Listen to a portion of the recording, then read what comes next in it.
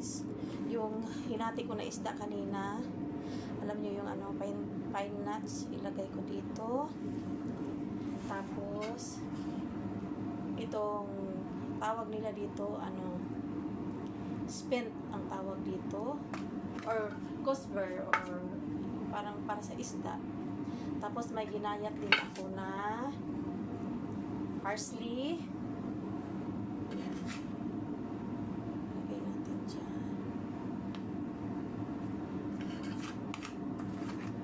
Tapos may chili din ako. Yan, chili.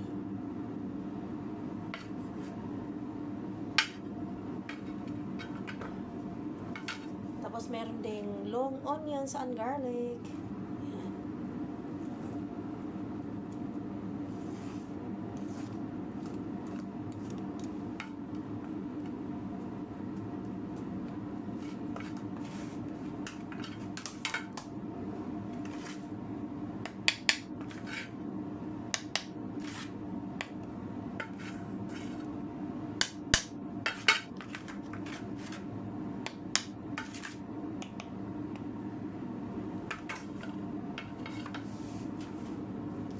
Tapos, lagyan natin ng seasoning. Pero kanina may salt naman na yan.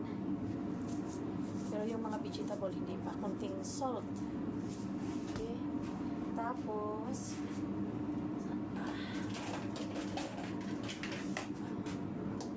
okay.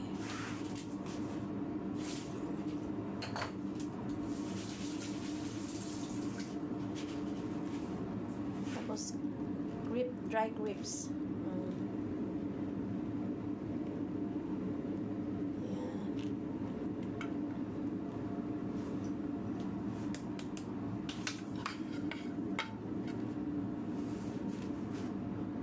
Yan po guys, may Pyrex ako.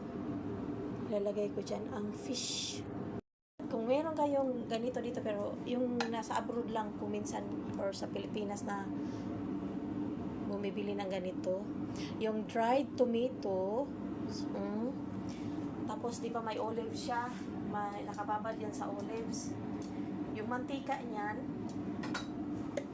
yun ang ilalagay nyo sa ito. Yan. Yung oil yan, ilagay dito para masarap ang amoy. Yan.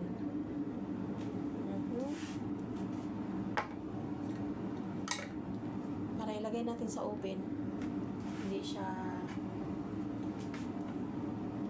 masusunog kasi may oil siya sa baba. At ilalagay na natin to.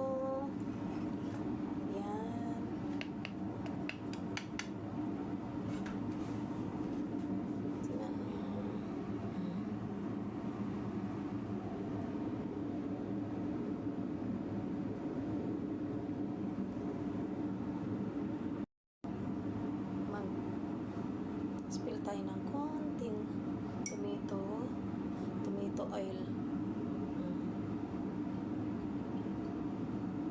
Tapos binuksan na natin yung oven.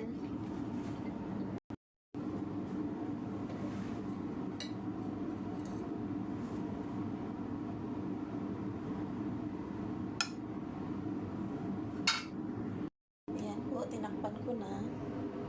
Ilalagay sa oven.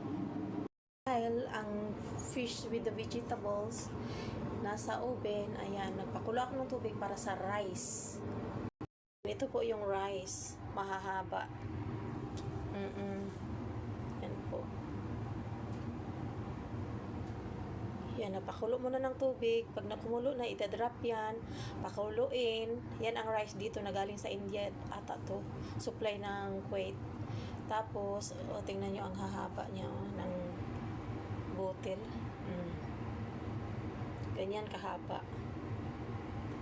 Tapos pag nakulo na siya, pag tingnan niyo na parang ano na siya, half cook or basta luto na siya, maraming tubig yun, tapos i-drain niyo, tapos ibabalik sa kardero, papainin. Ipainin yung rice, pero kung pahinaan yung ano, yung apoy. Ayan, kumulo na yung tubig ko. Ayan.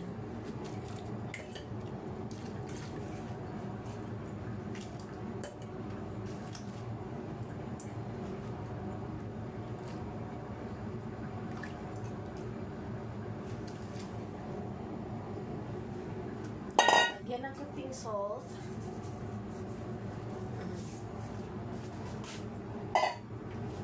Yan, hayaan na kumulo. Para mainin siya dyan. Ganyan lang siya. Yan po. Luto na siya. Lalo na siyang humaba. Yan, oh. Lalaman ninyo yan, oh. Yan, ang hahaba. Ibig sabihin yan, luto na yan siya. Tapos, i-drain ko na.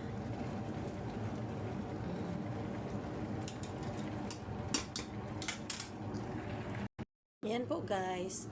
Ito naman, lalagyan natin ng mantika yung sa dito para maging tutong, hindi didikit yung tutong. Lagyan ng mantika. Kunti lang. Huwag naman masyado para pag kunin nyo yung tutong, tapos pahinaan nyo yung babalik yung rice dyan. So, gitrain siya. Pero na-vlog ko na din ito noon. Ganito. Okay.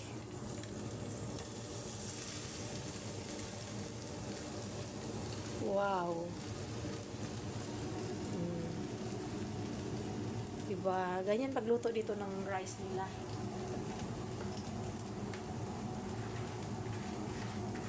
Pakulo ko na ng tubig, tapos ito hugasan, ibabad na mga 30 minutes hanggang patagalin mo nang magbabad sa tubig, lalo siyang gumanda, yung parang hahaba yung mga butil. Makikita mo yung resulta. Yan yung diba? Ganyan ang rice dito. Tapos kailangan nyo lang talaga ibabad na mga ilang minuto, 30 minutes or 1 hour bago ilunod sa pinakulong tubig.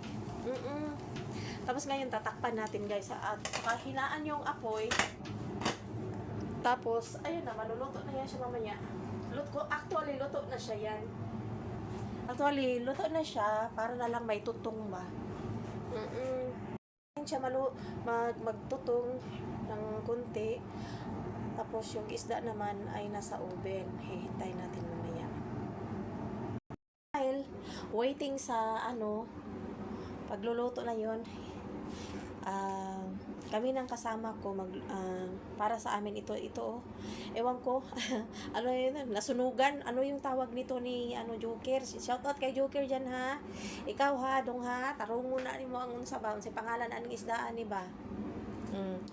Mahaba siya, tapos tingnan nyo yung parang ewan, butiki, bupalo, ahas. Pero malaman siya, masarap talaga ang laman nito.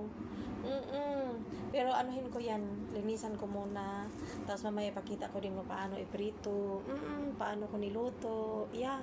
Ito na po yung isda, nilinis ko na. Yan, malinis na as in.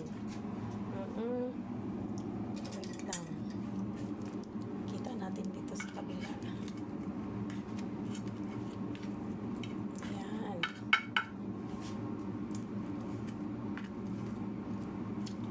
Hiwain ko yan para dumami, tapos iprituhin ng malutong.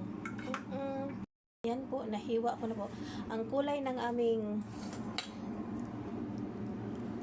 chopping board or tadtaran or taparan, sangkalan, red pasta sa mga karni, manok o baka or isda. Yan. Tapos, nahiwa ko na, tinanggal ko yung ulo, ayaw kong isali. Kasi parang kumpura. Tapos, nagayat ako ng garlic at saka onions. Yan. Ilagay ko doon. Himasin ko sa flour. And asin, lemon. Ayan po, lemon.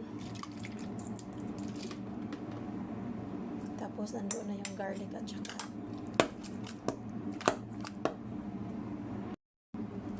salt. Ayan po, nilagyan ng turmeric powder.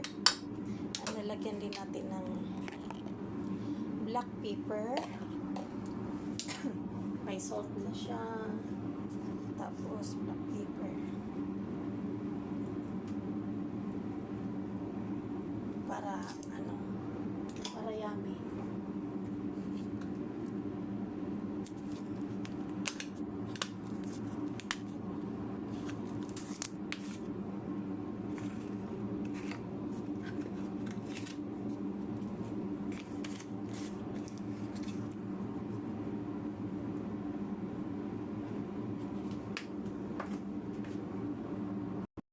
Ayan po. Prito na natin.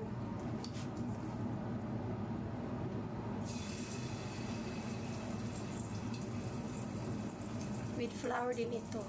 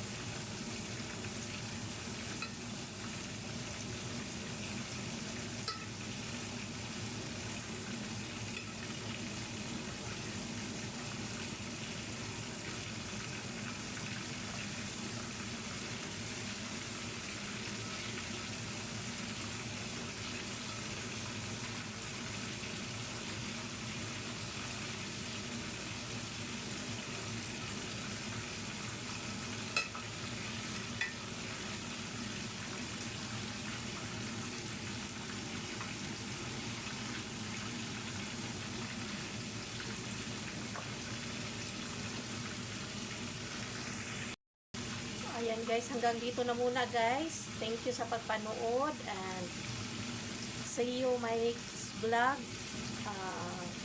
Either magmukbang or picture na lang ilalagay ko sa thumbnail. Pag hindi ako nakapag-vlog na nakamukbang neto. Okay, thank you so much guys. See you around. Bye. God bless you all. This is your Divine Giving channel. Bye.